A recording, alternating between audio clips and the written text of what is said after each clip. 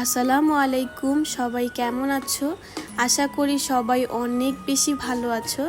আজকে আমি তোমাদের জন্য আমার অনেকগুলো কেকের ভিডিও জমা হয়েছিল, ওগুলো ভিডিও নিয়ে চলে এসেছি।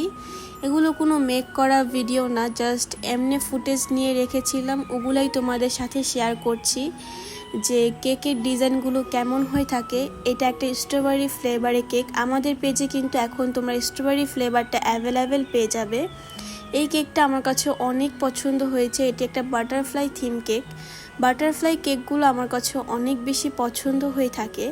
তো তোমাদের কাছে আমি যেটা বলি সবসময় 250 গ্রামের কেক, সেটা আসলে ওয়েটে কত হয়ে থাকে প্লিজ তোমরা একটু দেখে নাও স্কেলে।